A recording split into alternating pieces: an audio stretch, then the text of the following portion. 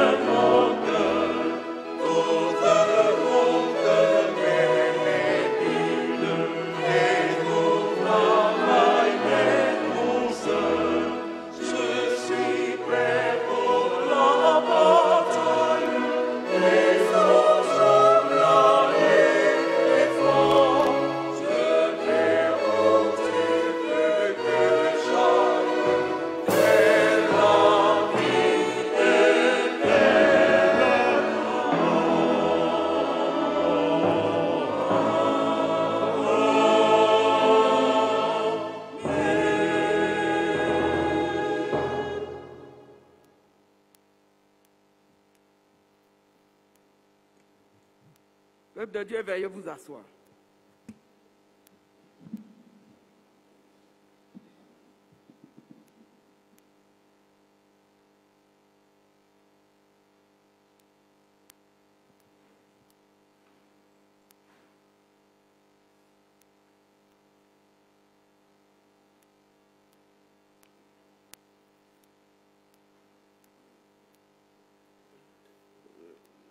Nous voulons, à notre nom personnel, au nom de tout le conseil, dire infiniment merci à la révérende pasteur Dr Pierrette Begré-Haïté pour sa sollicitude. Ce n'était pas évident de l'avoir, de l'attraper.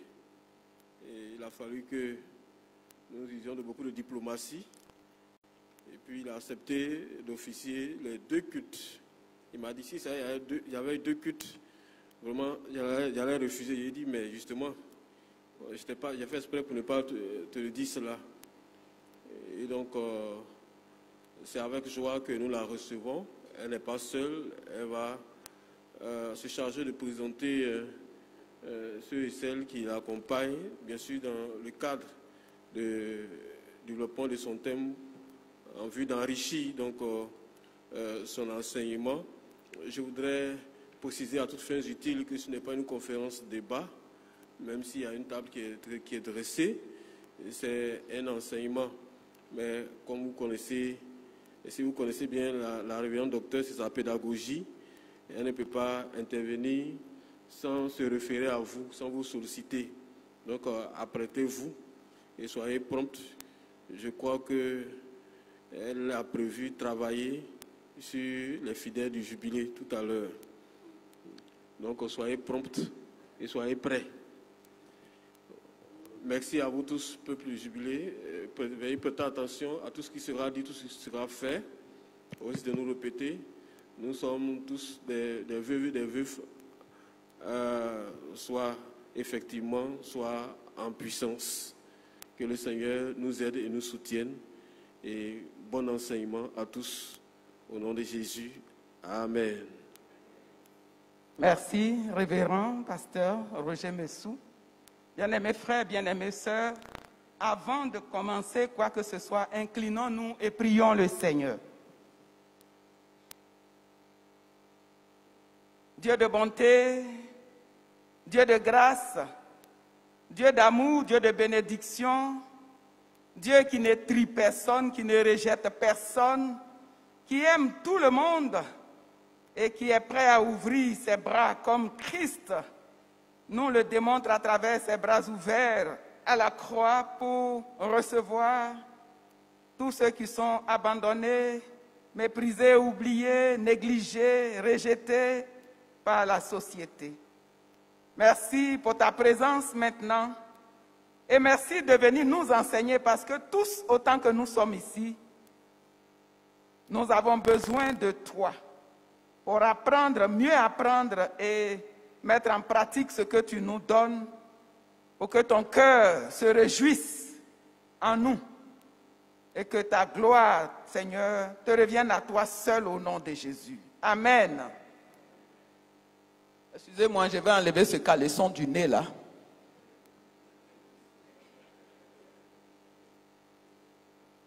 Merci beaucoup. Je voudrais vous présenter le frère et les sœurs qui sont ici avec moi. Monsieur Digbe Martin Wilfried, prédicateur en titre de l'église locale EMU Peniel d'Akouedjeme.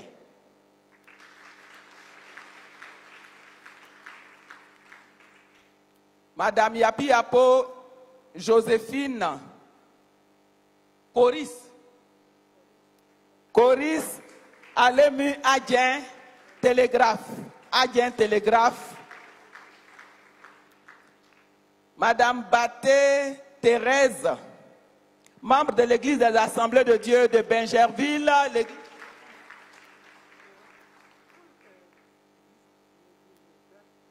Grâce, Cité de la Grâce. Merci beaucoup. Et Madame Aliaba Cécile, de l'église méthodiste unie Bethesda, elle est aussi choriste. Leur particularité, c'est qu'ils ont vécu l'expérience très choquante du deuil.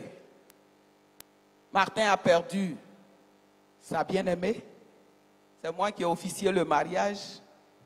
Et c'était particulier, mais Dieu a décidé autrement. Et mes sœurs ici aussi ont perdu leurs époux. Le thème pour lequel nous sommes ici ce matin, quelle nouvelle vie après les obsèques? Parce que j'ai vu, si on maintient le thème, quelle nouvelle vie après le veuvage, c'est qu'on n'a pas de raison d'être ici. Ils se sont remariés, ils sont partis. Donc c'est quelle nouvelle vie après les obsèques? J'ai pensé qu'il fallait que ce soit des personnes qui ont vécu cette expérience, qui viennent s'exprimer pour que nous apprenions mieux. Si j'ai mal fait, je vous demande pardon. Je veux aussi leur demander, enfin leur dire merci, parce que j'ai approché plusieurs, mais ils ont dit qu'ils n'aimeraient pas être exposés. Parce que depuis qu'ils ont perdu leur conjoint, ils sont stigmatisés. Être encadrés, mis dans un carré pour dire voici les veufs, c'est gênant. Donc beaucoup ont refusé. C'est ceux-là qui ont accepté venir à visage découvert s'exprimer sur la question. Et en votre nom à tous, je voudrais les féliciter et apprécier l'acte qu'ils posent pour nous aider à nous préparer. On ne sait jamais. On ne sait jamais. Que Dieu vous bénisse. Que Dieu vous bénisse. Nous allons avoir un enseignement. C'est une interview en direct en fait. Je vais leur poser des questions et ils vont répondre. Et si on finit un peu tôt, vous aurez au moins la parole pour dire quelque chose. Peut-être qu'il y a quelqu'un dans l'assemblée qui a quelque chose à partager avec nous, qui va nous réconforter, ou même une question qui peut nous aider. Donc, que le Seigneur vous bénisse.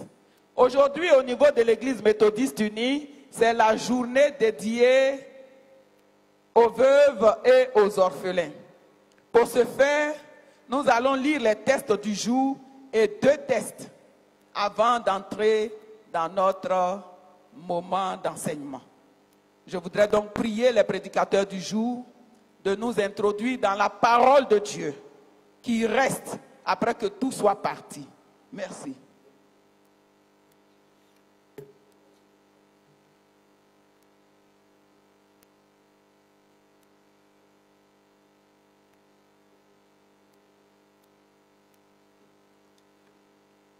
Bien-aimés dans le Seigneur, nous trouvons notre premier texte du jour selon le lectionnaire dans le livre d'Ésaïe, donc la prophétie d'Ésaïe en son chapitre 1.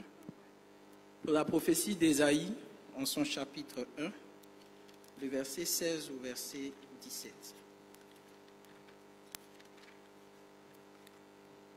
Ésaïe chapitre 1, verset 16 au verset 17. Lavez-vous, purifiez-vous, ôtez de devant mes yeux la méchanceté de vos actions, cessez de faire le mal. Apprenez à faire le bien, recherchez la justice, protégez l'opprimé, faites droit à l'orphelin, défendez la veuve. Amen. Nous trouvons le second texte dans le livre des Actes des Apôtres, donc le Nouveau Testament, Actes chapitre 6, versets 1 à 6. Actes des Apôtres chapitre 6, verset 1 au verset 6. En ce temps-là, le nombre de disciples augmentant, les hellénistes murmuraient contre les Hébreux, parce que leurs veuves étaient négligées dans la distribution qui se faisait chaque jour. Les 12 convoquèrent la multitude des disciples et dirent : il n'est pas convenable que nous laissions la parole de Dieu pour servir aux tables. C'est pourquoi, frères, choisissez parmi vous 7 hommes de qui l'on rende un bon témoignage, qui soient pleins d'Esprit Saint et de sagesse, et que nous chargerons de cet emploi. Et nous continuerons de nous appliquer à la prière et au ministère de la parole. Cette proposition plut à toute l'assemblée. Ils élurent Étienne, homme plein de foi et d'Esprit Saint, Philippe, Procore, Nicanor, Timon, Parménas et Nicolas, prosélytes d'Antioche. Ils les présentèrent aux apôtres qui, après avoir prié, leur imposèrent les mains. Amen. Nous trouvons notre troisième et dernier texte dans l'évangile de Jésus-Christ selon Luc en son chapitre 20, les versets 45 au chapitre 21, verset 4. Luc chapitre 20, 45 au verset 21, au chapitre 21, verset 4. Tandis que tout le peuple l'écoutait, il dit à ses disciples : gardez-vous des scribes qui aiment à se promener en robe longue et à être salués sur les places publiques, qui recherchent les premiers sièges dans les synagogues et les premières places dans les festins, qui dévorent les maisons des veuves et qui font pour l'apparence de longues prières. Ils seront jugés plus sévèrement. Jésus, ayant levé les yeux, vit les riches qui mettaient leur offrande dans le tronc. Il vit aussi une pauvre veuve qui y mettait 2 petites pièces. Et il dit, « Je vous le dis en vérité, cette pauvre veuve a mis plus que tous les autres, car c'est de leur superflu que tous ceux-là ont mis des offrandes dans le tronc, mais elle a mis de son nécessaire tout ce qu'elle avait pour vivre. » Parole du Seigneur. Amen.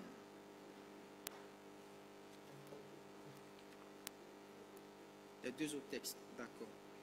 Donc les 2 derniers textes, nous les trouvons dans Exode chapitre 22, le verset 23. Exode chapitre 22, le verset 23 que nous lisons.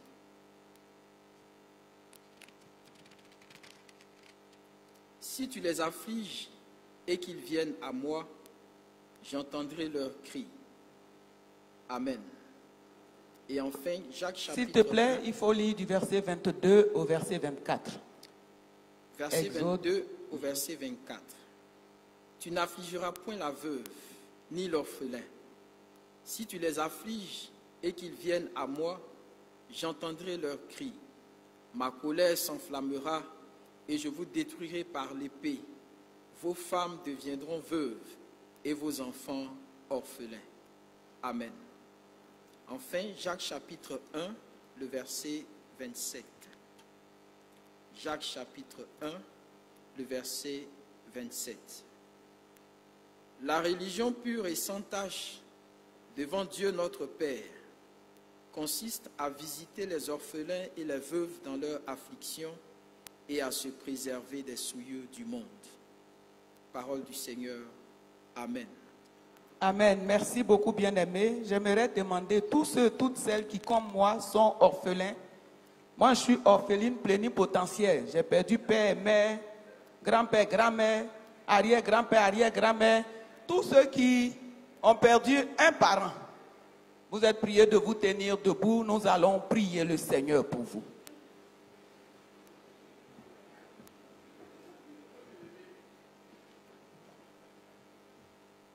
Même les plénipotentiaires, vous pouvez vous lever. Seigneur, notre Dieu et notre Père, tu es le secours de tes enfants. Tu veilles sur nous. Celui qui touche à un orphelin, Seigneur, touche à la prunelle de ton œil. Depuis que nos parents sont partis, tu as veillé, tu veilles et tu veilleras encore sur nous. Nous venons très humblement nous remettre à tes bons soins pour que tu nous donnes d'être des orphelins et des orphelines victorieux, conquérants, prêts à te suivre. Parce que Jésus, lorsque tu étais sur la terre, tu avais perdu ton père adoptif, Joseph, même si cela n'est pas mentionné dans la Bible. Mais tu n'as pas été un fardeau pour ta mère. Apprends-nous, Dieu notre Père, à fixer nos regards vers toi et à tout recevoir de toi pour être des bénédictions pour notre société, malgré notre état d'orphelin et d'orpheline au nom de Jésus. Amen. Merci, veuillez vous asseoir. Vous avez constaté quelque chose? C'est presque toute l'église qui s'est levée, hein? Voilà. Nous allons demander aux veufs qui ne sont pas encore remariés. Parce que la structure que je gère, il y a 150 veuves et j'avais 4 veufs. Il y a un qui est décédé et 2 autres m'ont dit, pasteur, nous ne sommes plus sur le marché. Ils ont trouvé une âme sœur. Leurs épouses sont décédées en 2019, fin 2019, ils sont déjà en ménage. S'il y a des veufs ici qui sont sur le marché, c'est-à-dire des veufs qui continuent leur veuvage, je vous prie de vous tenir debout. Les veuves aussi, veuillez vous tenir debout. Nous allons prier pour vous. Église, prions pour ces bien-aimés. Est-ce qu'il y a des veufs qui continuent leur veuvage et des veuves qui sont encore dans l'état? Père, au nom de Jésus-Christ, nous t'exprimons notre gratitude. Parce que lorsque le choc du départ de l'époux de tes servantes, Seigneur, a été, tu es resté près d'elles. Tu es encore près d'elles pour les aider à pouvoir tenir, pour les aider à pouvoir marcher avec toi, pour les aider à compter sur toi et marcher avec la force que tu leur donnes au quotidien. Merci pour tes serviteurs aussi qui ont connu ce choc. Seigneur, sois leur soutien et leur force et permets que, à travers leurs épreuves, tous deviennent instruments puissants dans ta main pour accompagner tous ceux et toutes celles qui, Seigneur, arrivent à passer par cet état. Continue de garder tes enfants, de les protéger, de pourvoir à tous leurs besoins au nom de Jésus. Amen. Merci, veuillez vous asseoir. L'Église a voulu, depuis l'année passée, dédier aux veuves et aux orphelins l'an passé 2020 et cette année 2021. Et quand on dit veuves et orphelins, on y insère les veufs, les orphelins, les orphelines. Nous rendons grâce à Dieu pour la direction de l'Église que nous bénissons au nom de Jésus. Notre souhait, c'est qu'après ces années, des actions soient pérennes, comme Sarepta, et que ce ne soit pas de manière ponctuelle qu'on s'occupe de cette frange de la population au sein de l'Église, mais que de manière continuelle, les uns et les autres puissent prendre soin d'abord de ceux et de celles qui sont veufs et veuves dans leur maison et accompagner ceux et celles qui sont dans l'Église. Avant de donner la parole à mes bien-aimés qui ont bien voulu m'accompagner ce jour, je voudrais donner quelques préliminaires sur le thème. Notre thème, je le rappelle, est « Quelle nouvelle vie après les obsèques ?» Quelle nouvelle vie après les obsèques? Avant d'entrer dans les préliminaires, aidez-moi à trouver dans la Bible des veufs. Donnez-moi des noms des veufs, de certains veufs dans la Bible. Veuf, veuf, veuf dans la Bible. J'attends avec impatience parce que je sais que vous allez me dire ça tout à l'heure. Celui qui trouve, lève la main. Celle qui trouve, lève la main et répond.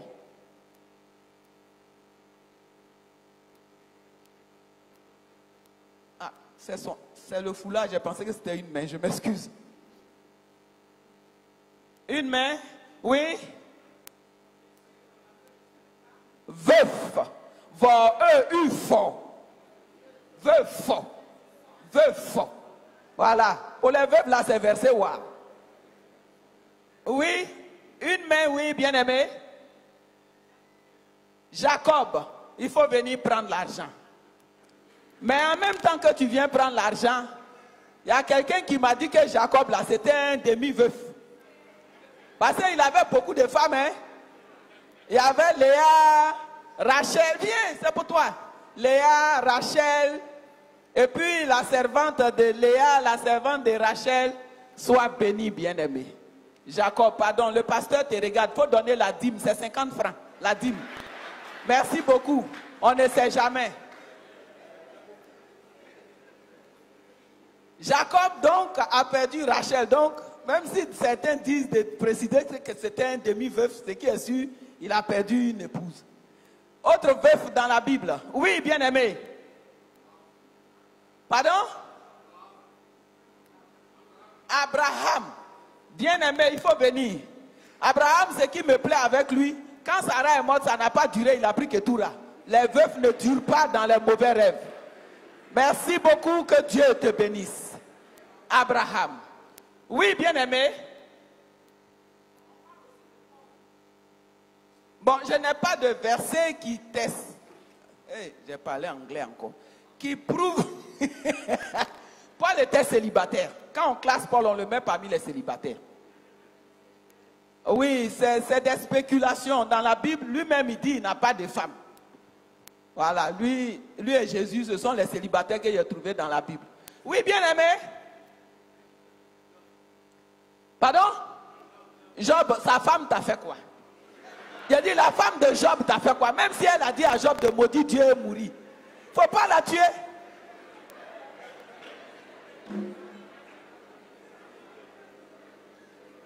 Hein? Oui, bien aimé. Il y a une main au fond. Ézéchiel. Merci beaucoup. Toi, tu vas avoir 1000 francs. Sans oublier de payer ta dîme. Hein? Viens prendre, c'est pour toi. Ézéchiel était un prophète qui avait perdu son épouse. Et les affaires de Dieu, là, c'est tellement compliqué. Le monsieur a perdu sa femme.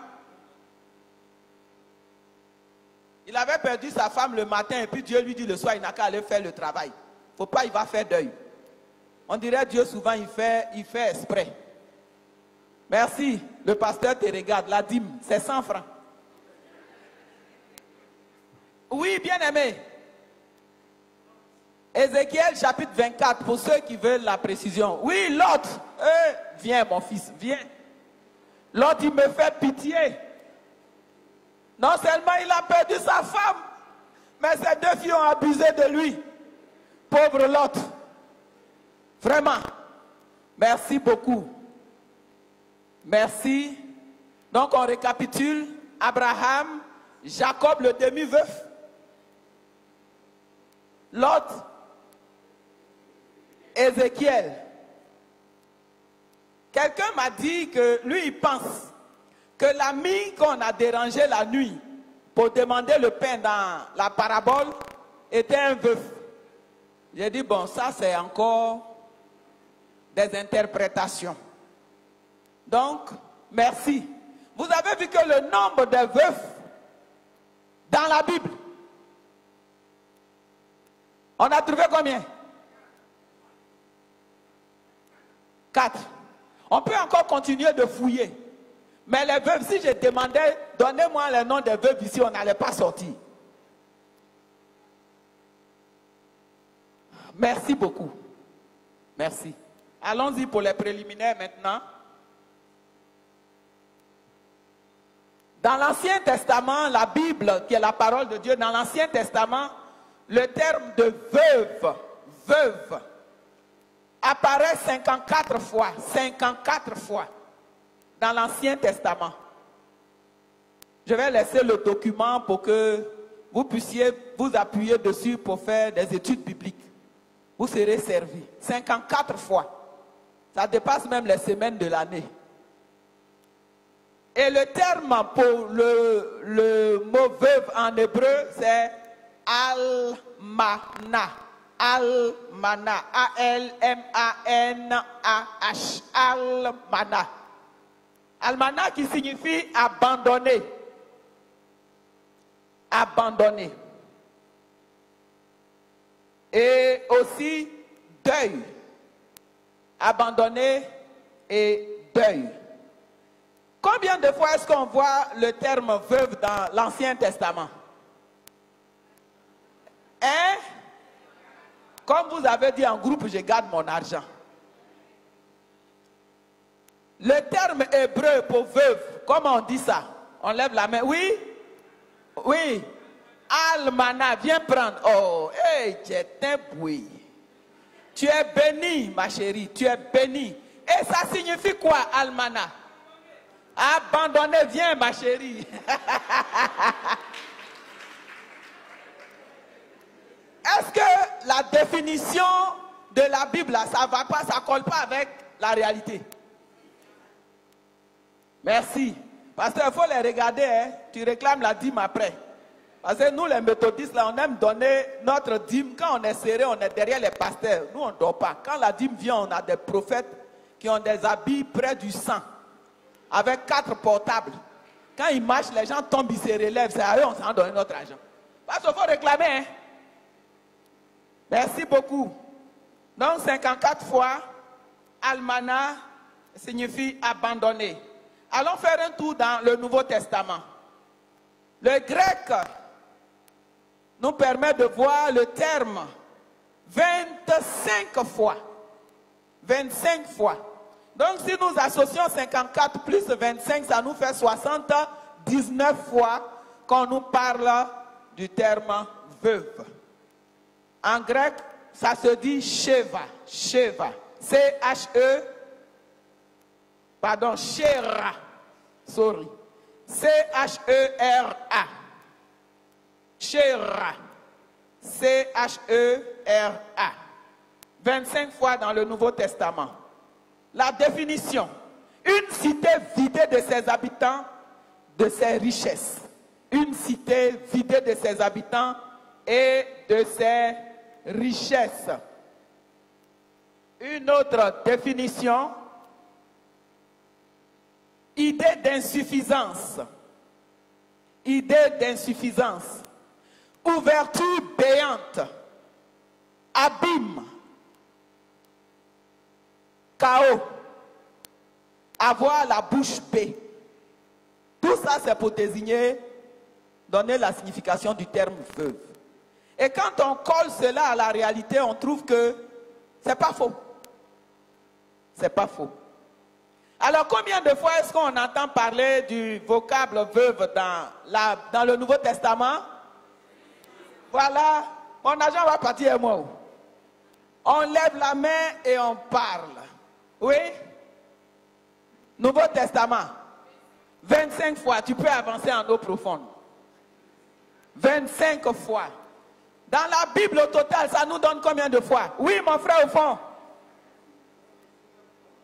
Tu n'étais pas levé, je ne te vois pas. 79 fois, il faut approcher. Il faut venir prendre pour toi. Les affaires d'argent. 79 fois. Voilà. Et le terme en grec, oui? Chéra, viens prendre ma chérie. Oh, acclamez le Seigneur pour toutes ces personnes. Chéra. Les gens parlent grec maintenant. Oh. Chéra. Merci, que Dieu te bénisse. Oh, excusez-moi. I like that. J'aime l'interaction. Il y a des gens qui sont venus ici dans le climatiseur et disent ils vont dormir, ils vont partir. Si vous voulez dormir, dormez, mais ne dérangez pas vos amis.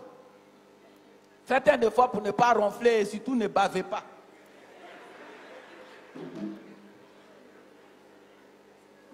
La définition du terme veuve. Oui, oui, ce côté, bien aimé,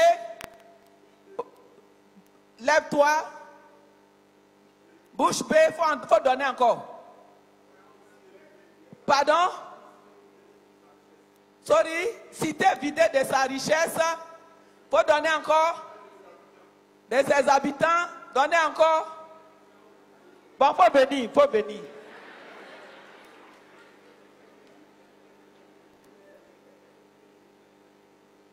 Merci beaucoup. Est-ce que cette définition ne colle pas avec la réalité? Ça colle avec la réalité, non? Ok.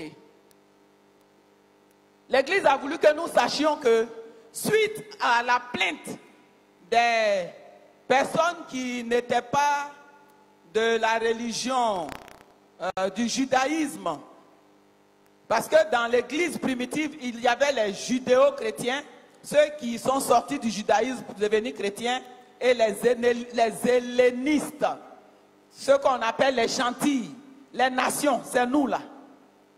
Il s'est trouvé que dans l'église primitive, il y avait des partages pour la nourriture des veuves et ces personnes, c'est-à-dire nous, étaient négligées. Et il y a eu plainte et murmures. C'est suite à cela que le nouveau ministère est né, celui des diacres. Ce n'est pas pour placer les gens à l'église, ce n'est pas pour accompagner les gens, mais c'est pour s'occuper essentiellement de la distribution de ce qui est mis de côté pour les veuves et les orphelins. Et je vois qu'ici à Sarepta, on a déjà créé le ministère. Et ici au Jubilé, on a déjà créé le ministère. Et je sais qu'il n'y aura pas d'injustice. On ne va pas donner à certains et oublier d'autres. Donc, le ministère est né et il y a eu le temps pour les disciples de pouvoir se consacrer à la parole de Dieu. Et parmi les chrétiens, il n'y avait pas de ces personnes dont on parle là. Dans le texte de l'évangile, le Seigneur parlait de qui? On a lu le texte tout à l'heure. Regardez dans vos Bibles. Il a dit, il ne faut pas, on va être comme eux. Allô? Oui? C'est qui? Les scribes et les pharisiens. Non seulement ils aiment qu'on les voit quand ils vont quelque part, mais ils envahissent les maisons des veuves et ils abusent de leur faiblesse pour faire de longues prières et racler les petits fonds qui est resté là-bas. Donc le Seigneur ne voudrait pas que nous soyons ainsi, mais plutôt que nous soyons de ceux qui considèrent les veuves, qui prennent soin d'elles. Voici le contenu de notre thème au niveau de l'Église aujourd'hui, qui est un nouveau ministère à cause des veuves. Bien-aimés frères, bien-aimés sœurs, avant d'avancer encore dans notre échange, laissez-moi donner le fondement scripturaire ou le fondement biblique sur la manière dont les veuves étaient traitées. Le fondement biblique sur la manière dont les veuves étaient traitées.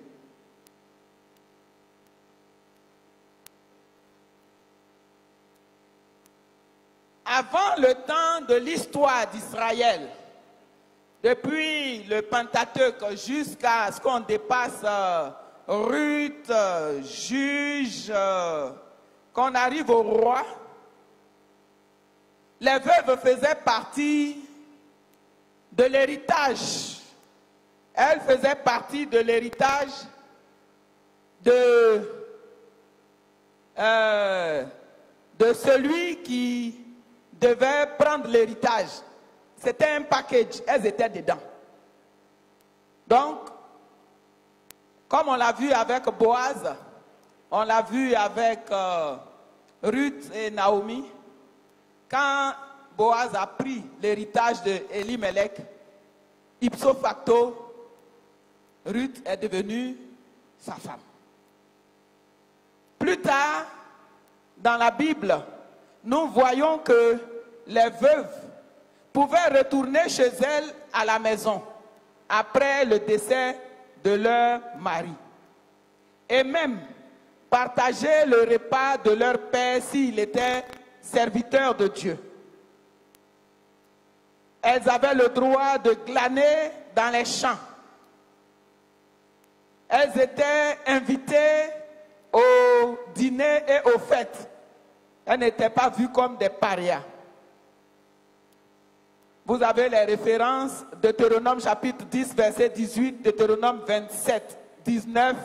Puisque je donnerai le document, vous pourrez jeter un coup d'œil parce que notre temps est déjà parti.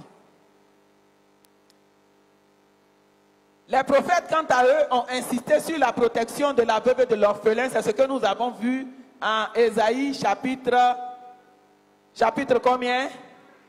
Ésaïe chapitre 1, tout à l'heure, qui a été lu. Ainsi donc, lorsque en Israël, une femme perd son parent, son époux, il fallait nécessairement qu'elle ait soit un frère, soit un fils pour prendre soin d'elle. La femme en Orient, en général, ne peut pas se lever comme ça pour s'exprimer. Il faut qu'il y ait un backup, quelqu'un qui est derrière elle. Soit son père, soit son époux, soit son frère. C'est pour cela que Jésus a pris soin de remettre sa mère qui était veuve. Parce que Joseph était décédé, mais la Bible, j'ai cherché dans toute la Bible pour voir la référence, je n'ai pas vu. Mais pour qu'il puisse confier sa mère à quelqu'un, c'est les non-dits. C'est les non-dits de la Bible.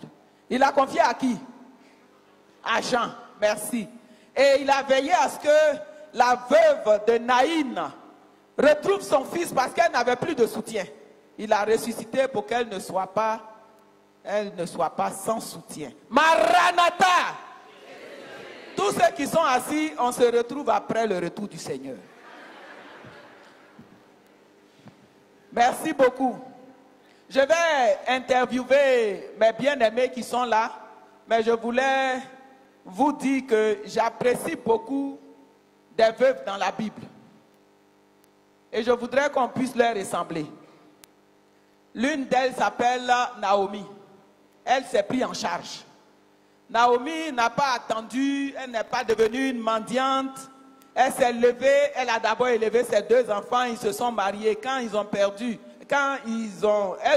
les veuves, quand leurs fils sont décédés, elle a pris en charge l'une de ses belles.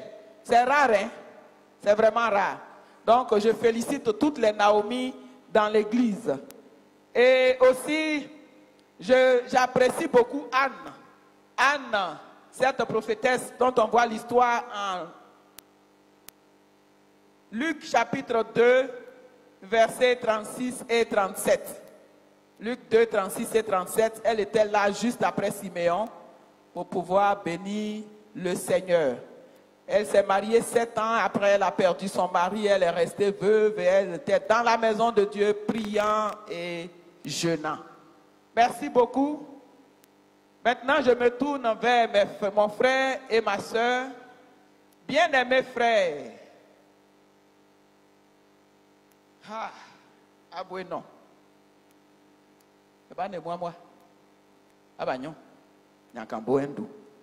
C'est un gourou, mais je lui parle en hébreu parce que nous sommes ensemble à Kwedjeme. Il est prédicateur très très laïque à l'église du jubilé de... à l'église pénielle de Kwedjeme. Tu vas nous dire un peu dans quelles circonstances ton épouse est partie et ça fait combien de temps que tu es veuf et qu'est-ce que l'église a fait pour toi? Je voudrais encore une fois dire merci à la révérende Pierrette Begré. Dire merci aussi à l'Assemblée, au peuple de Dieu du Temple Jubilé. Je voudrais faire une transition avant de revenir sur la question du pasteur. Je me souviens une année, on est venu dans cette église. C'était pour l'anniversaire du père de monsieur Maurice Sérigno-Leba, qui fêtait ses 70 ans. Et en tant que petit villageois, je ne savais pas que la nourriture, il avait des entrées avant la vraie nourriture. Et la table était bien garnie. Et comme je le disais tantôt, en tant que petit villageois, quand j'ai vu ces mets, je me suis dit, ah, si je ne mange pas ça, à quel moment je vais avoir la nourriture? Donc, tout ce qui était sur la table, je mangeais. Je mangeais, puis je me suis gonflé le ventre avec toute la sucrerie et autres. Et j'étais débordé. Échelle m'asseoir, quelque part. Et c'est maintenant, ils ont débarrassé tout et ils sont venus déposer la vraie nourriture. Je n'avais que mes yeux pour regarder. Donc c'est pour vous dire, quand vous arrivez dans une cérémonie, faites beaucoup attention. Alléluia. Maintenant, je ne suis plus villageois. Je connais tout maintenant. Revenons maintenant à la question que la révérende a posée. Oui, je suis marié il y a maintenant, bon, si elle était là, ça fait 5 ans aujourd'hui. Mais avant les 5 ans, on était ensemble. On était complices, on s'entendait très bien. Il n'y avait pas de problème. Même s'il y avait un problème, on savait gérer. Et il est arrivé que ma femme est tombée malade. Ce n'est pas une grande maladie aussi. Hein. Elle est tombée malade. elle avait un problème de genou. Après, elle a eu un problème de ventre. Et on a fait des scanners, tout. Et on a commencé à soigner. Et c'est comme ça, soigner, jusqu'en le 13 décembre matin, je devais aller remplacer un prédicateur à, comment on appelle ça, à Bregbo. Et c'est elle qui m'a réveillé pour dire, ah, aujourd'hui tu ne vas pas au culte. J'ai dit non, que le gouvernement a goudronné les voies jusque dans les villages.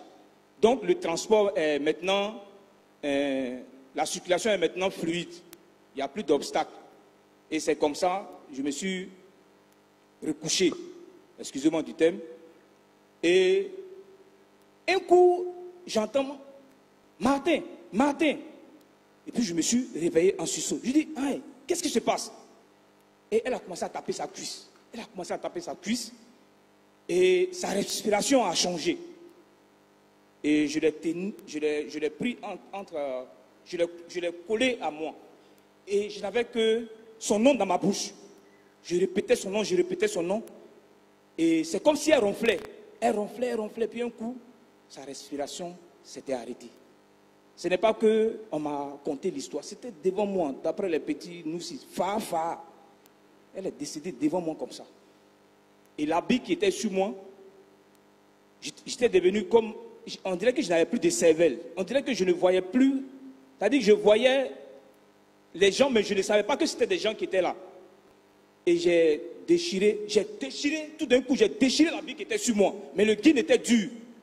Je ne pouvais pas déchirer le guin. J'ai déchiré l'habit qui était moi. Tous les verres qui étaient dans...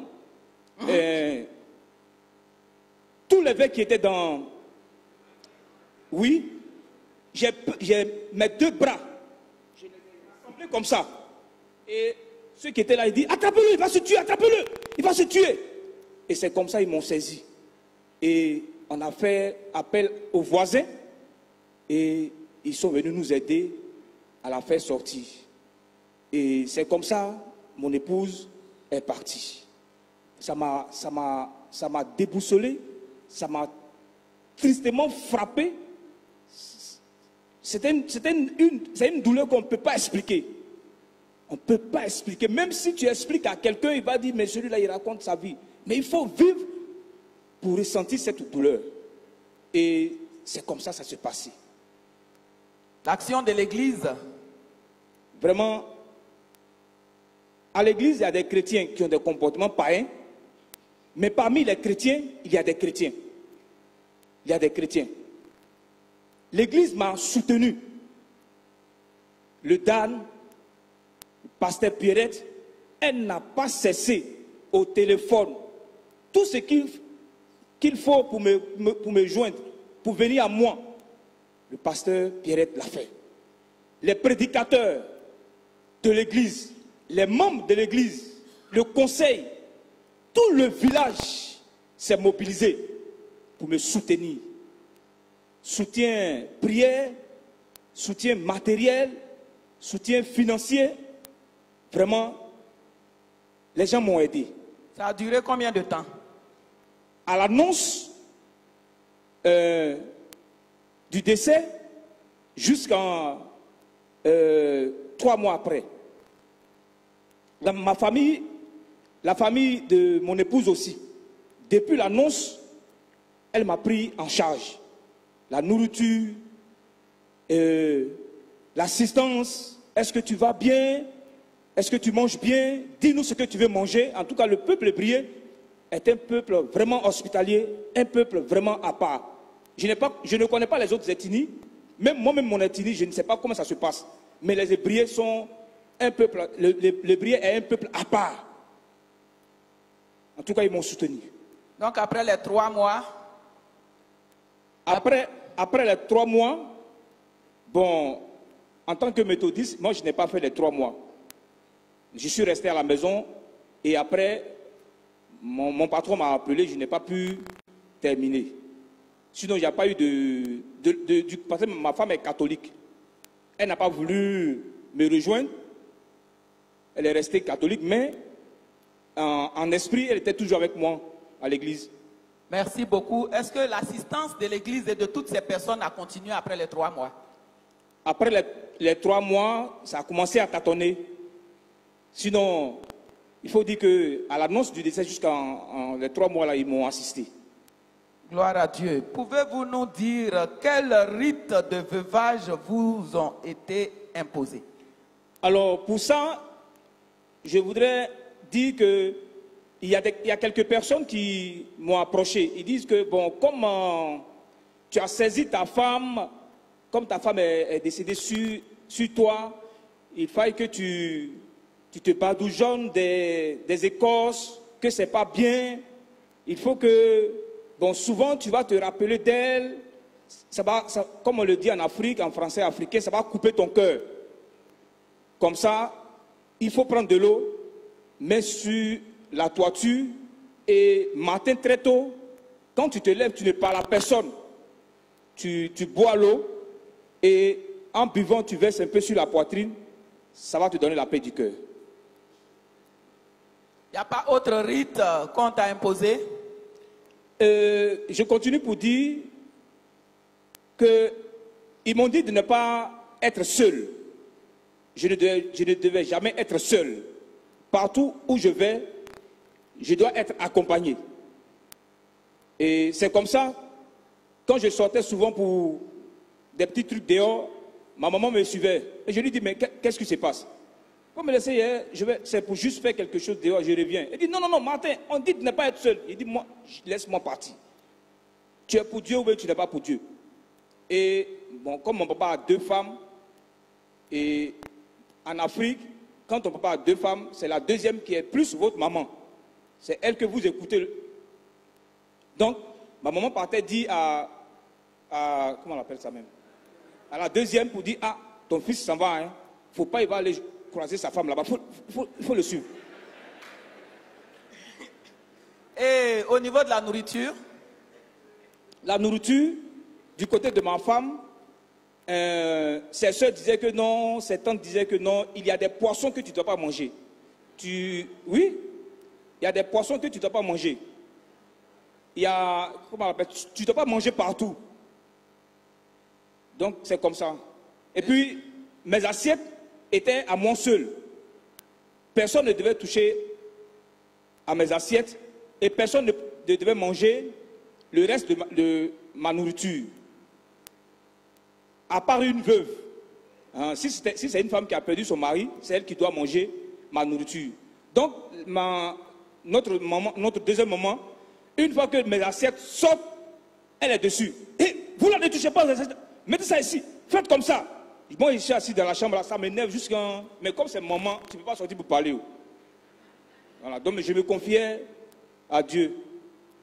Merci beaucoup. On ne t'a pas parlé du coït purificateur, une femme qui vient pour que tu couches avec elle comme ça, tu as la porte ouverte pour aller vers une autre femme. Comment tu gérais la solitude et vraiment le temps de désir sexuel? Tu es un homme, hein? Un garçon batterie comme je vois. Effectivement, pasteur, ça tu peux compter sur moi. Comme je l'ai dit au premier culte, tu peux compter sur moi. Je suis vraiment ce que vous avez dit. Et ça n'a pas été facile. Ça n'a pas été du tout facile. Et mes yeux brillaient. Quand je me rappelais les soirs, après la nourriture, la télévision, les petites causeries, et puis bon, on partait au foot de nuit que vous connaissez tous. Quand ce moment arrive, vraiment, j'étais désespéré. Et je veux dire à une de ses sœurs de trouver quelqu'un pour moi, mais je ne peux pas le faire. Je ne peux pas le faire. Mais ça se passait dans mon cœur. Et comme je le disais au premier culte, mes yeux n'étaient que... Je ne regardais que le ciel, je ne regardais que les plafonds. Et puis après, ça s'améliore. En tant que bon gourou. En tant que bon gourou, c'est vers les 4 heures du matin. Ça maintenant tu es en train de parler. 2 heures du matin, 4 heures du matin. Vraiment, ce côté-là, jusqu'à présent, vraiment, c'est pas facile. C'est pas du tout facile. Donc, je prie que vraiment que cette situation-là n'arrive pas à un homme, à une femme de mon âge ou d'un âge avancé. Vraiment, ce n'est pas facile. Et je dis toujours à mes filles qu'une d'entre elles, en ce moment-là, j'interpelle une. Soit c'est Domi ou bien Gérard. Je dis, parmi vous là, quelqu'un qui a venu se coucher à côté de moi. Et quand l'une d'entre elles vient se coller à moi, on est couché, ça me fortifie. Ça te réconforte. Voilà. Martino! Mais je ne touche pas, hein. Je touche pas. Tu touches pas, tu touches pas. On acclame le Seigneur, merci, tu peux t'asseoir.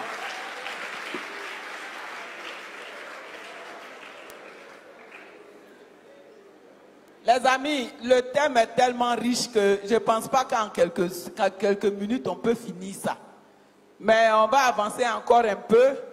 Je veux demander à maman Thérèse, qu'est-ce que, en tant qu'assemblée de Dieu, qu'est-ce que son église fait pour la soutenir et quelle est sa situation? Depuis que son mari est mort, où elle vit?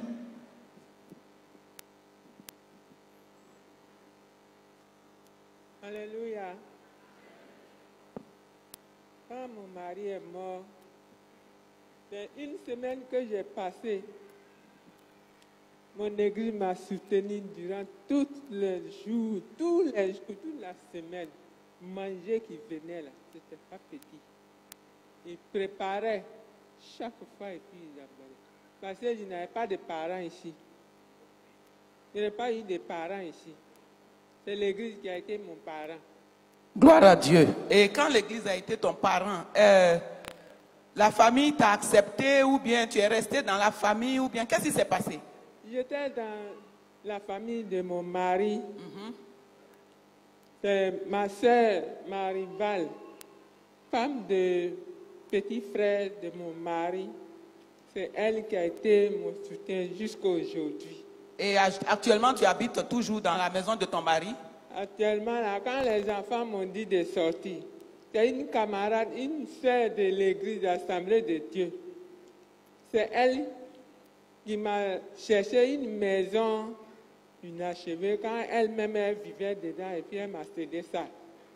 C'est là-bas ici. La maison là, ça a été détoilé parce que le gardien qu'on vivait avec lui là-bas, il a vendu une maison là. Il nous a laissé dans la maison et puis il a vendu. Ok. Tous les autres sont sortis. Moi, je ne savais pas où aller. J'ai prié mon Dieu. Je m'avais pleuré sur Dieu dans ma chambre là-bas. Et puis je sors encore. Voilà la pluie. Mes bagages sont versés au dehors. Il pleut dessus. Je ne sais pas où ramasser pour aller. Ça va aller, ça va aller. Que Dieu te fortifie. Donc quand ton mari est décédé, ses fils, ses enfants, parce que tu n'as pas eu d'enfants avec ton mari, ils t'ont dit de partir. Ils m'ont dit de partir. Même quand on était dans la maison, les enfants, là, ils commençaient à dire aux femmes du quartier que celle-là, si on finit d'enterrer notre papa seulement, on va la chasser. Et ils t'ont chassé? Ils m'ont chassé. Ok, que Dieu te fortifie. Tu peux prendre ta place, tu peux t'asseoir. Donc tu habites actuellement dans une maison inachevée. Et on est dans la saison des pluies, il pleut sur tes effets et sur toi. Je vais demander à ma soeur, ici à côté, de nous dire qu'est-ce qui s'est passé quand son mari est décédé. Et puis, quel conseil elle peut donner aux veuves? Alléluia. C'est dur, hein?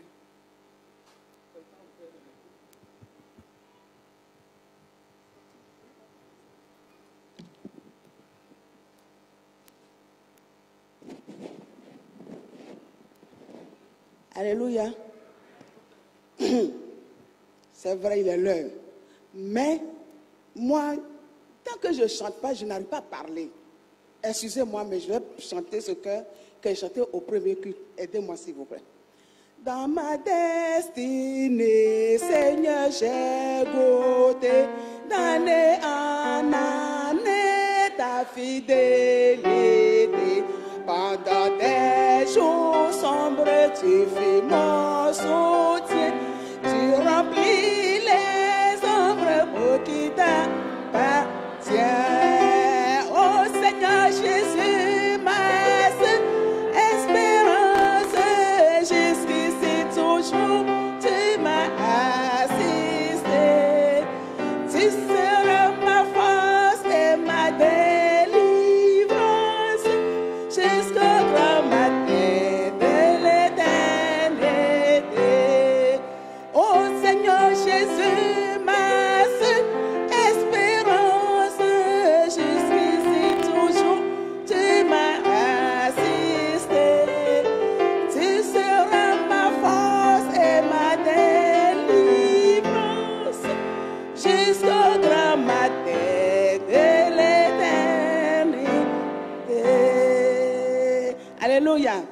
je vous dis merci, merci beaucoup. Ce n'est pas facile, mais je serai bref. Parce que quand mon mari est... d'abord, il dit demain, il s'en va voir sa maman à Makori. Et il est parti. Il est parti le soir, on vient me dire, il est mort. Il n'a pas été malade, ni rien, je n'ai rien compris. Et j'étais enceinte de 5 mois. L'autre avait 3 ans. L'autre aussi avait 6 ans. Donc, je suis restée comme ça. Le lendemain, sa famille est venue dire, bon, de prendre ce que j'ai dans la maison. J'ai pris mon sachet, j'ai pris mes enfants et mes assiettes, c'est ce que j'avais là. Et je suis partie. J'ai demandé à prendre la télévision. Elles ont dit non. Ils ne m'ont même pas donné la télévision. Et ce n'est pas qu'aujourd'hui, mais je peux avoir écran placement, comme on le dit. Et je suis partie. Je suis partie, j'étais en famille. Et là aussi, à l'église, on m'a dit de m'asseoir à côté. Il ne faut pas que je vais rentrer dans l'église. C'est grâce le professeur David Quadio. Il est venu un jour à l'église et puis il dit, mais l'église était moins, comme on le dit. Et puis, mais où est la jeune dame qui était en train de diriger le culte la dernière fois? Non, elle a payé son mari, elle est à la maison. Allez-y, mais la chercher, ouais. Elle a payé son mari, elle est à la maison. Regardez comment c'est comme ça, il m'a délivré.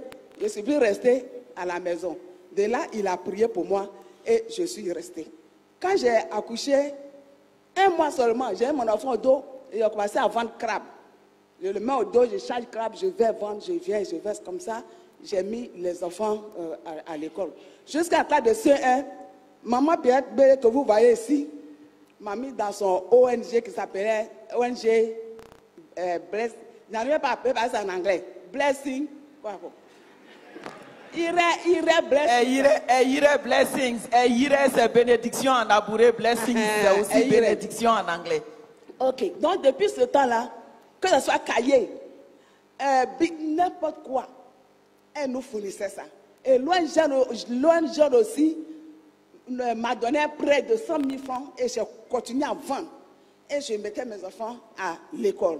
Jusqu'à arriver à un moment, ils ont eu entré en 6e. On a mis l'autre Saint-Cyril qui était privé. Comment je peux payer après l'orphelinat? Donc, le petit garçon qui a maintenant 20 ans, il partait en 5e. Je ne peux pas faire les 3. Lui-même, il est venu vers moi et dit, maman, comme c'est comme ça là, moi, il avait 16 ans, je vais aller faire des contrats et tu vas prendre pour aider mes 2 derniers petits frères. Et comme ça, lui, il est resté sans aller à l'école, même jusqu'à aujourd'hui.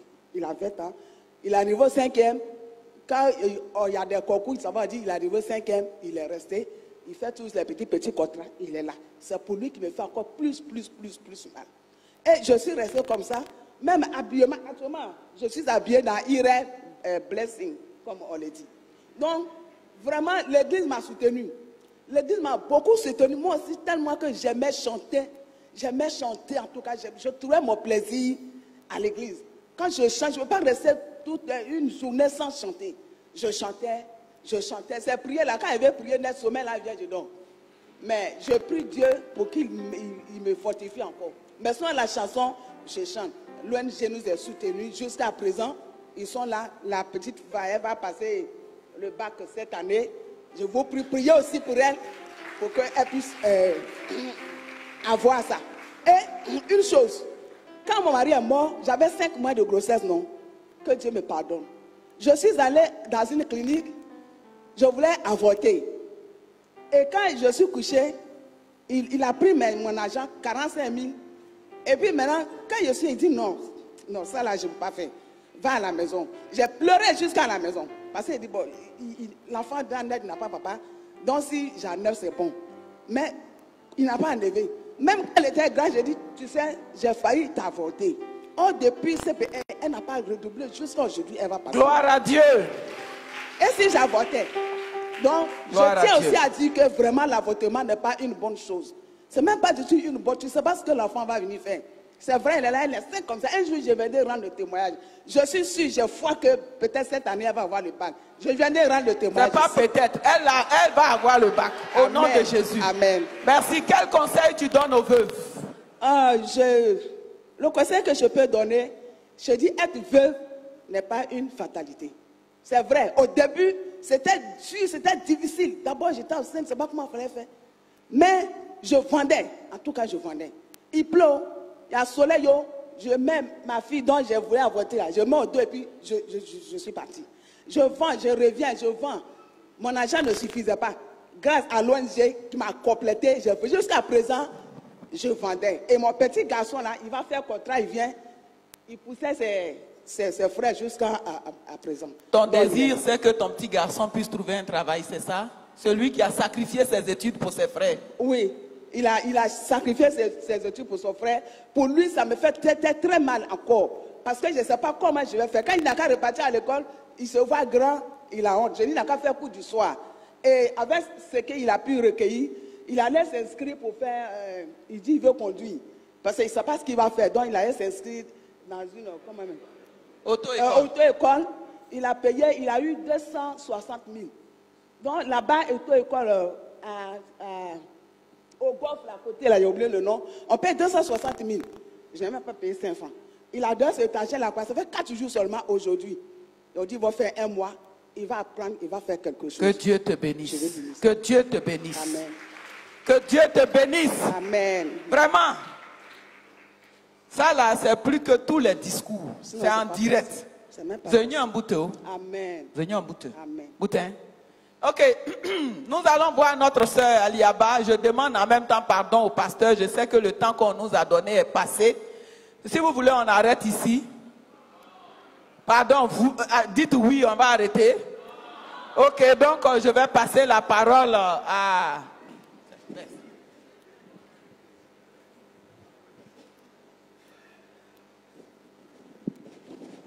Je vais passer le micro à ma sœur Aliaba Cécile. Est-ce que tu as eu... comment est-ce que le deuil, tu vas nous dire dans quelles circonstances son mari est décédé très rapidement, mais comment est-ce que ça a impacté ta relation avec le Seigneur? Est-ce que ça t'a éloigné de Dieu ou bien ça t'a rapproché de Dieu? Merci, pasteur.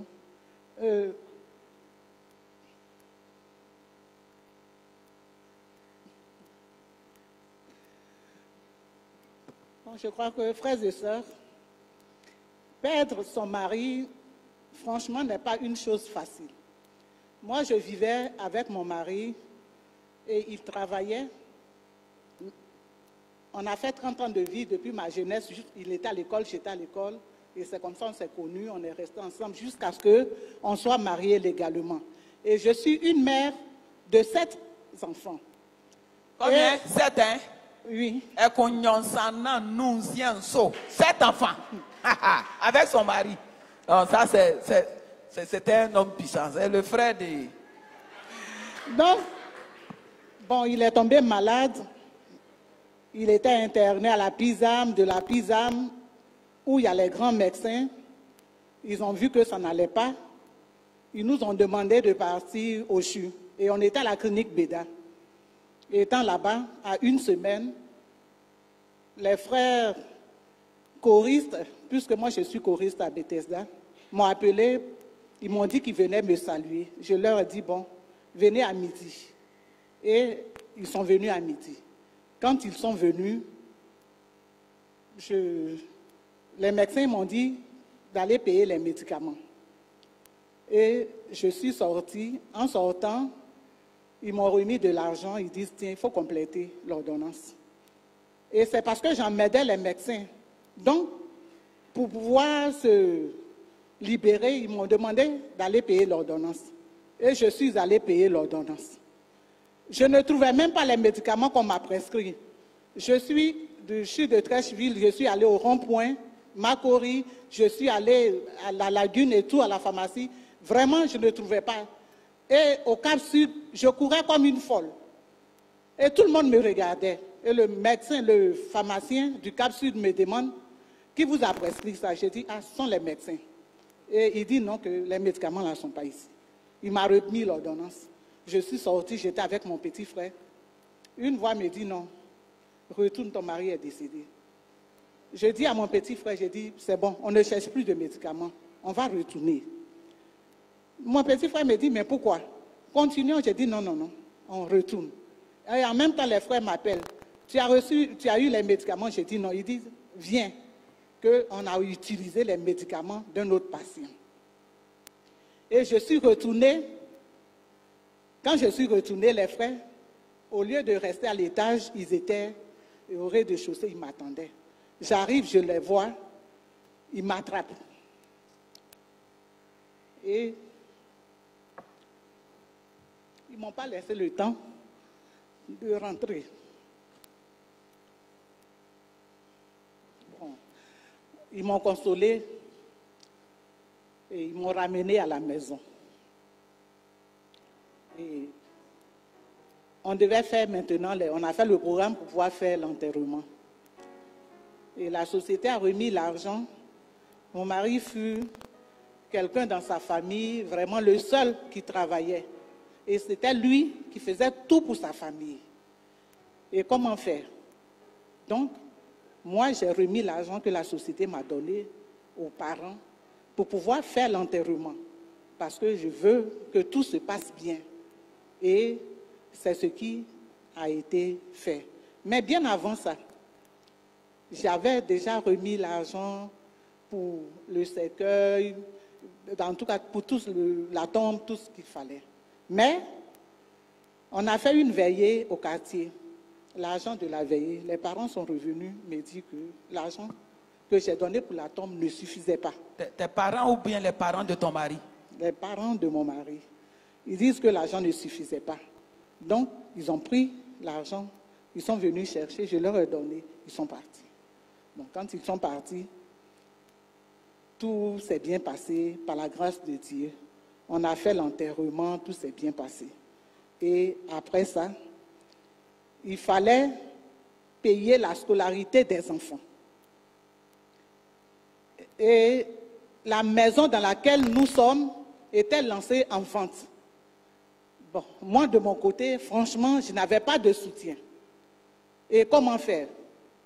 Donc, j'ai dit aux enfants, vous qui êtes un peu avancés, je crois que je vais vous abandonner là pour pouvoir payer la maison. Parce que si je ne paye pas la maison, où on va partir?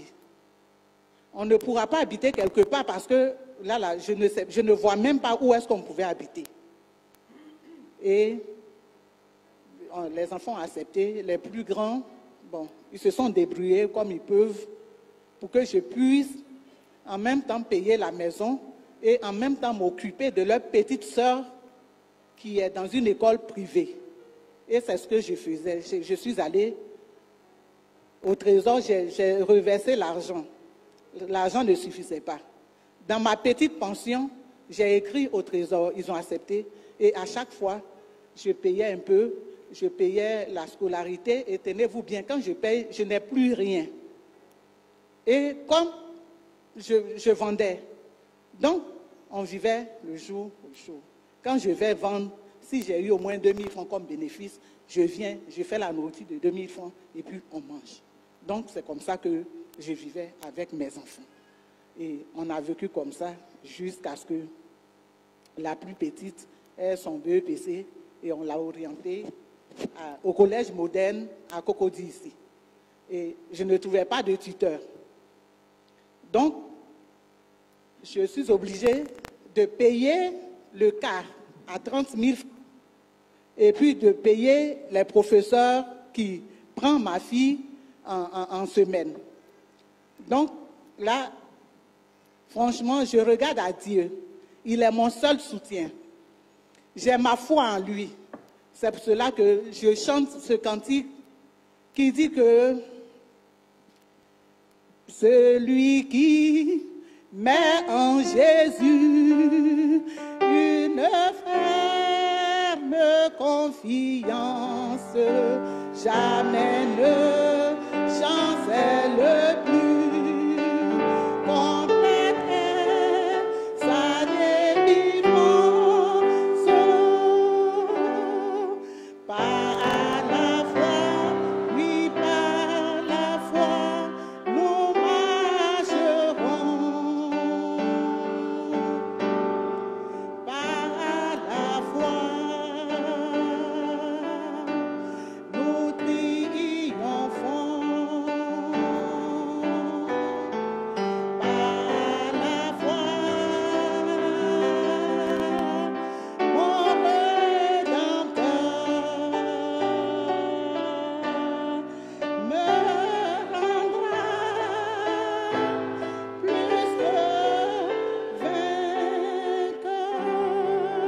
Merci Cécile. Quel conseil tu peux donner aux veuves et qu'est-ce que tu attends de l'Église? Qu'est-ce que l'Église doit faire pour accompagner? Je dis merci vraiment à Maman Pierrette Begré. Je dis merci au conseil de l'église de Bethesda. Je dis merci à toutes les structures de mon église. Ils ne m'ont jamais abandonné. Quel que soit ce qui m'arrive, ils sont toujours là et ils me soutiennent. Maman Pierrette, grâce à elle, son ONG, chaque année, nous donne des effets scolaires.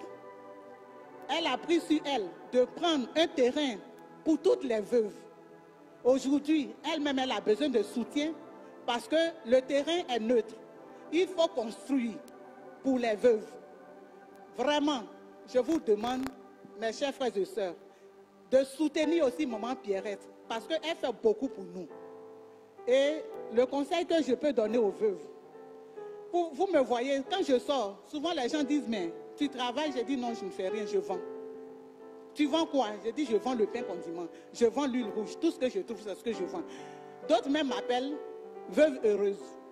Parce que je me dis quoi? Je suis en Jésus-Christ. Même si je suis veuve, je ne peux pas me faire sale, je ne peux pas m'attraper la tête, m'asseoir. Dieu a envoyé Élie chez la veuve de Sarepta. Il a dit, fais-moi un petit gâteau. Oui, une veuve doit, pour dire qu'une veuve doit faire quelque chose. Une veuve doit se lever, une veuve doit travailler, une veuve doit vendre. Si tu es veuve, que ton mari est décédé, c'est le moment même de te lever, c'est le moment même de prendre ton courage à deux mains pour pouvoir faire quelque chose afin que tes frères et soeurs puissent t'aider. Parce que ma soeur, si tu t'assois et qu'à chaque fois tu appelles allô, aujourd'hui là je n'ai rien pour manger.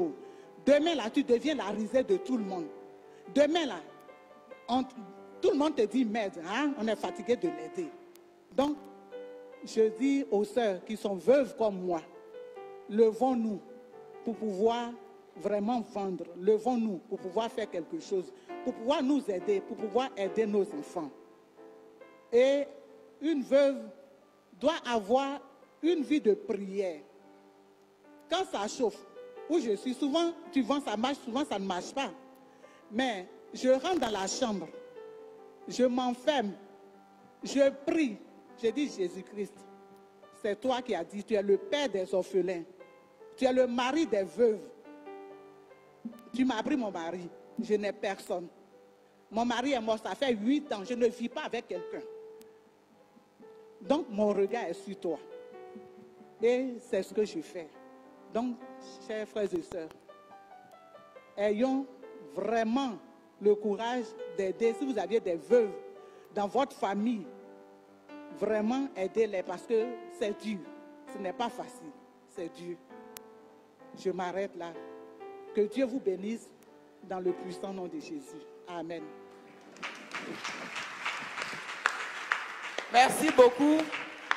Et à celui que j'appelle affectueusement Tino, qui aussi veut dire quelque chose avant que je ne puisse conclure, avec le courrier qu'une veuve nous a envoyé. Elle dit qu'elle avait honte de venir s'exposer parce qu'elle se sent stigmatisée. La plupart du temps, quand quelqu'un perd son mari ou sa femme, la manière dont les gens regardent la personne, ça change. Donc, elle ne voulait pas venir ici. Mais elle a écrit. Je vais lire ce qu'elle a écrit et puis je vais terminer. Martin? Une dernière fois encore, je voudrais dire merci à la révérende. Merci au Seigneur. Merci à l'Église qui nous a accueillis ce matin.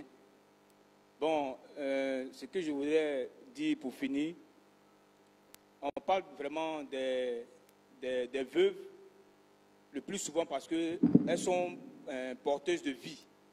Et après la disparition de leur mari, c'est vraiment difficile. On parle moins des veufs parce qu'on s'est dit que le monsieur, il va vite refaire sa vie. Mais derrière ça, il y a de quoi faire. Nous avons besoin de soutien, surtout la prière. Et puis quand tu perds ton épouse, les gens ont une manière de te regarder. comme si tu traînais une malédiction, tu vas les contaminer, tu es mal vu, surtout les jeunes dames. Il ne faut pas que j'aille m'accrocher à lui et puis un bon matin, ils vont dire je suis morte. Donc il y a tout ça là, au lieu d'avoir des pensées comme ça. Parce que moi, quand quelqu'un m'approche, ce que son cœur dit là, moi, mon esprit est disposé à connaître ce qu'il dit. Donc du coup, ça m'attriste. Donc ne nous regardez pas d'un air de maudit, ne nous regardez pas d'un air de poisse, ne nous regardez pas comme des microbes. Approchez-vous, demandez. Moi, par exemple, je n'ai pas encore eu de femme encore. Hein. Donc, je suis dans l'allée. Voilà. Voilà, donc, c'est ce que je voulais ajouter pour terminer.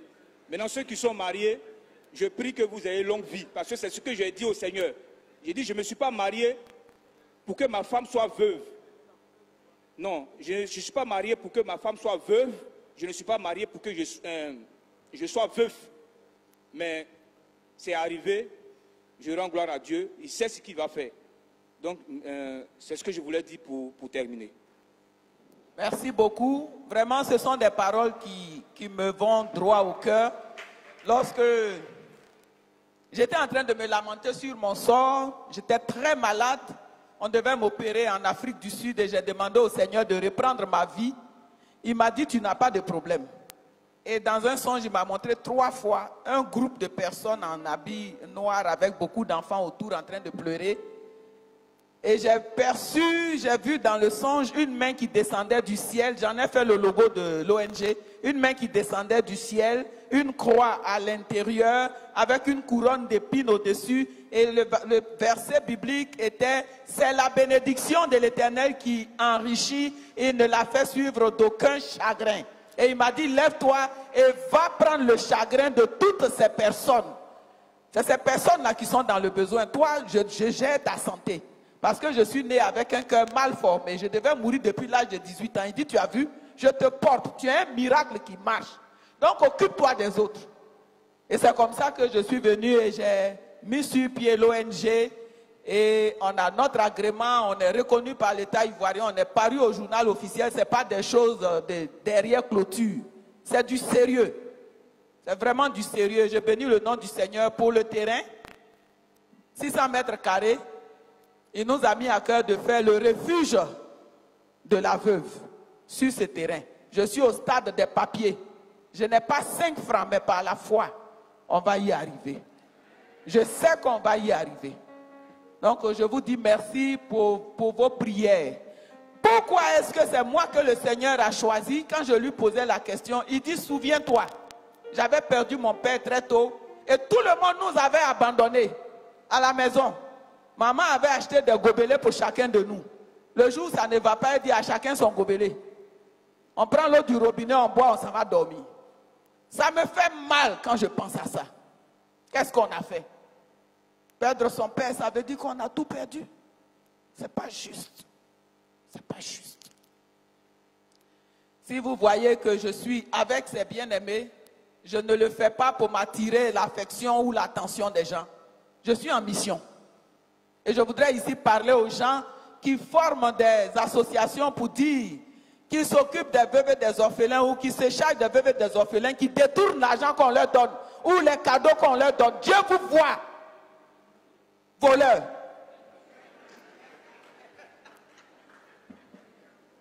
Faisons attention. Les textes qu'on a lus au début nous ont tout dit.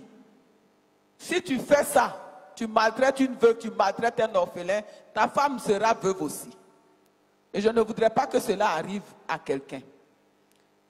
Merci beaucoup. Ma chérie, ça va aller. Il faut arrêter de pleurer. Ça va aller. Il y a un frère que nous voulons remercier. Il veut garder l'anonymat, qui a déjà posé un acte. Nous sommes à votre disposition. Sachez que nous, on ne détourne pas quand on nous envoie.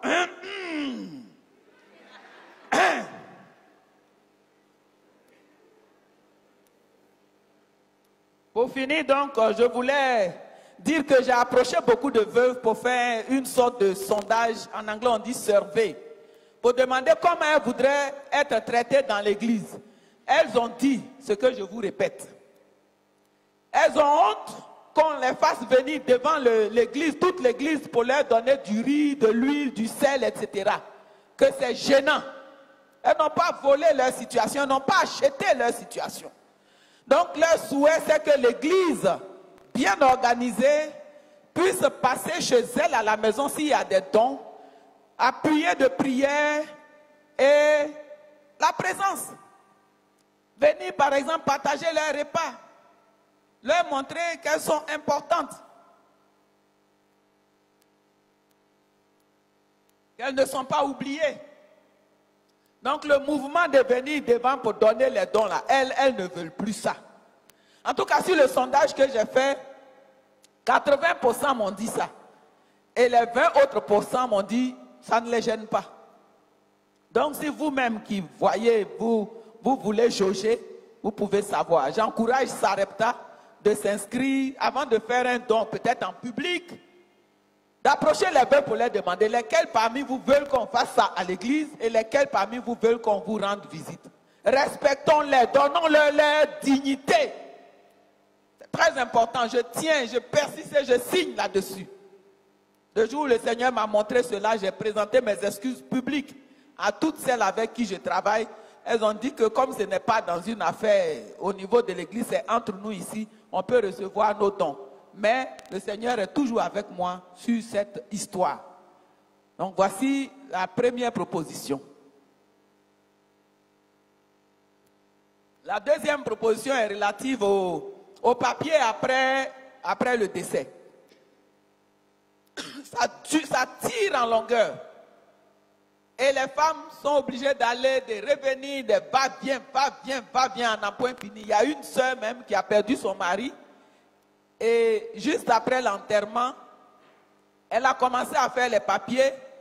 Au bout de 4 mois, on ne voyait rien. Et une de ses filles au Canada a accouché. Elle est partie au Canada. Ces papiers sont dans la nature. Ce n'est pas arrivé quelque part.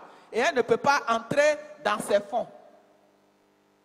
Elle est obligée de vivre de ce que ses enfants lui donnent. Ça la gêne, ça l'indispose. Et moi, je pensais, en leur partageant cela, est-ce qu'il ne serait pas bon que l'Église s'approche des députés pour faire un projet de loi, qu'il y ait un guichet unique, quelque chose comme ça. Et un homme de loi m'a dit, ce n'est pas une question de guichet unique. Il faudrait qu'il y ait des juges qui soient mis à disposition pour traiter ces dossiers. Par exemple, au tribunal de Yopougon, où je suis allé, il y a seulement 2 juges qui traitent ces cas. Et c'est des milliers de personnes. Vous avez rendez-vous le matin, on vous prend à 16 h. Comment est-ce que vous vous arrêtez? Ce que vous mangez, tout ça, on ne sait pas. Donc, par rapport à ça, on prie pour qu'il y ait beaucoup de juges et que l'Église s'organise. Quand on va individuellement, c'est compliqué. Mais si c'est une association, une personne morale qui prend les dossiers, qui accompagne les femmes, qui porte les femmes jusqu'à ce qu'elles aient leur papier, ça peut soulager et la veuve et permettre à ce que les gens voient que derrière ces personnes, il y a quelqu'un. Donc voici ce que l'homme de loi m'a dit. Je termine en lisant le texte de ma soeur qui n'a pas voulu venir ici parce qu'elle se sent encore très vulnérable et elle n'a pas voulu être là. Quelle vie après le décès, après les obsèques? Quand on vous annonce le décès de votre époux, sur le coup, votre monde s'effondre. On est déboussolé. On se demande bien si on arrivera à vivre sans celui qu'on a aimé, celui qu'on a chéri et apprécié. On se dit que tout est fini. Imaginez une vie après avoir perdu son mari, demande une grande volonté. La volonté de continuer en s'appuyant sur les promesses du Seigneur Jésus. D'abord, il va falloir apprendre à se réorganiser, car désormais, vous êtes seul pour les tâches et responsabilités de 2 personnes. Il faut compter sur l'aide de Dieu, car après les cérémonies funéraires, la veuve se retrouve seule face à sa nouvelle vie. Seule pour les enfants, seule pour les charges, seule pour tout et seule avec elle-même.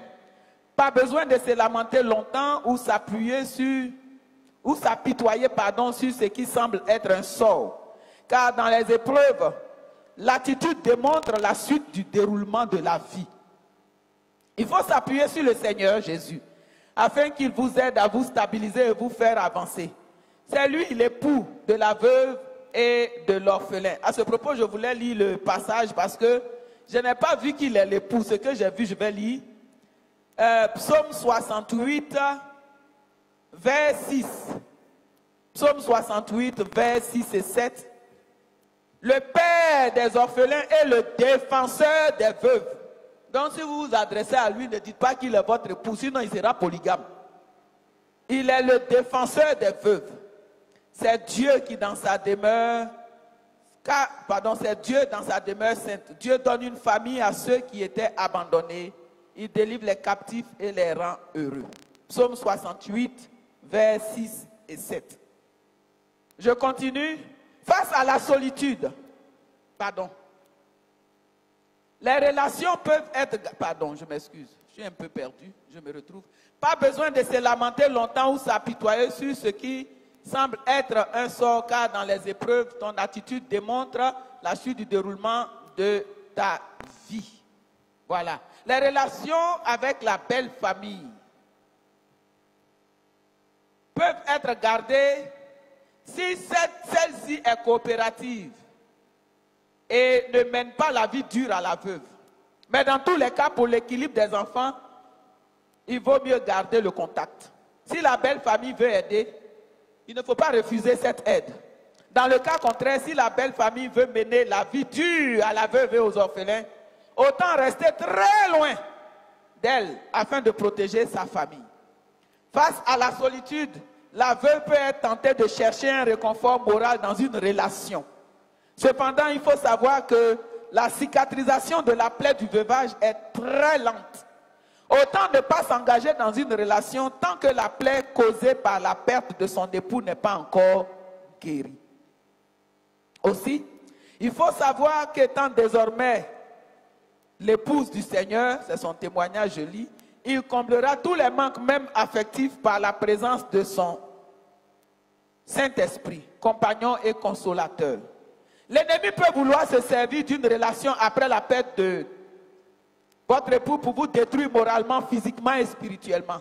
Il faut donc demeurer dans la prière afin d'éviter de tomber dans son piège.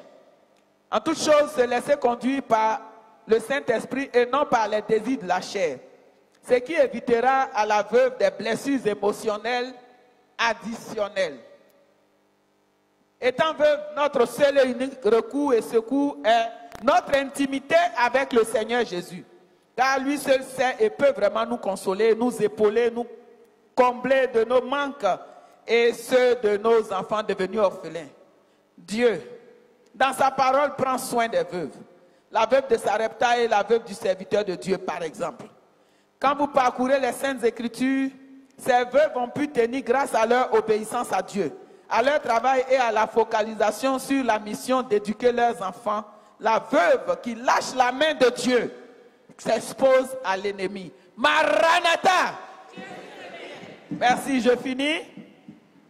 L'éducation des enfants se fera en double désormais. Vous serez mère et père. Et encore une fois, le recours au conseil du Saint-Esprit et à l'expérience des veuves plus sages. Je suis contente qu'elle ait dit veuve plus sage, veuve sage, parce qu'il y a des veuves qui ne le sont pas du tout. Au sein de l'Église, sera d'un grand appui. Ma prière, c'est que toutes les veuves soient sages.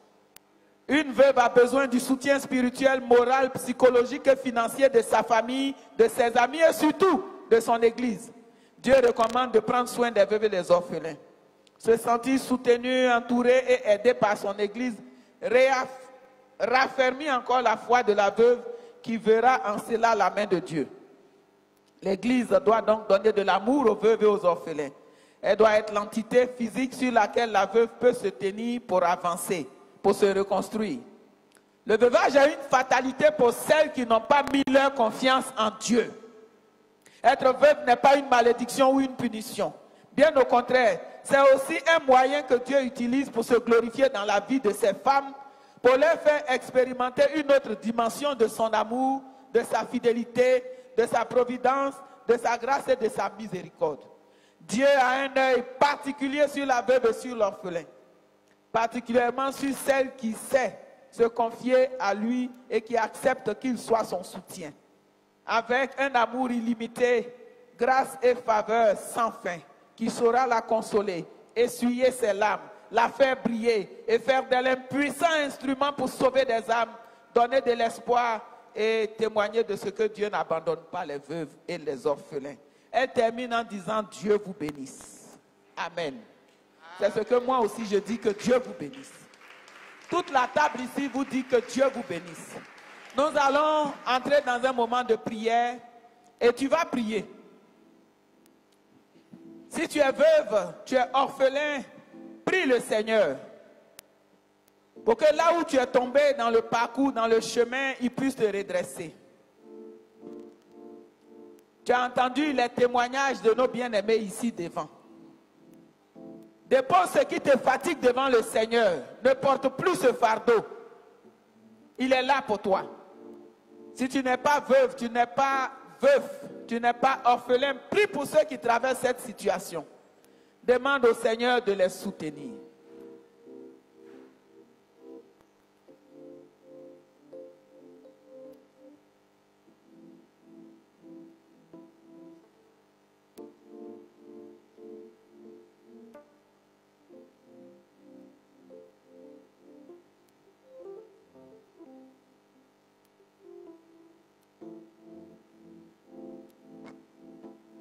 Seigneur, viens guérir ces cœurs affligés qui en ont gros sur le cœur parce que, ayant été abandonnés par les personnes qu'elles ont nourries, les personnes qu'elles ont accueillies dans leur maison, qui se sont dressées aujourd'hui contre elles, qui sont devenus leurs ennemis, qui les ont même chassées de la maison où elles étaient avec leurs bien-aimés. Seigneur, viens guérir ces cœurs à qui on raconte que si tu ne fais pas les rites, tu es maudit, tu vas devenir fou ou folle, tu vas mourir. Seigneur, viens soutenir ces personnes qui ont peur, tellement peur, à qui l'ennemi, Seigneur, profitant de l'occasion, les maintient dans cette prison, les amène à faire des choses qui ne doivent pas être faites. Viens libérer les cœurs. Donnez que ces bien-aimés pardonnent à ces personnes qui les ont maltraités, humiliés, rejetés, oubliés. Viens libérer les cœurs et permettre à ce que tes servantes et tes serviteurs qui sont passés par là soient pour toi des personnes préparées pour accompagner d'autres, aider d'autres à marcher sur ce chemin solitaire, ce chemin qui laisse des traces indélébiles dans le cœur, dans l'âme, dans l'esprit et dans la vie. Merci de pardonner à tous ceux et à toutes celles qui ont abusé des veufs, des orphelins et des orphelines, ont arraché leurs biens, leurs terres, leurs maisons, leurs voitures, leur argent. Merci de donner à tes serviteurs, à tes servantes ici, de prendre soin des veuves, des veufs, des orphelins, des orphelines dans leur maison, dans leur communauté. Seigneur, entends notre prière, car assurément, toi qui as créé les oreilles, tu entends. Toi qui as créé les yeux, tu vois. Et tu nous relèves à jamais, au nom de Jésus. Amen. Amen. Amen. Amen. Amen. Amen.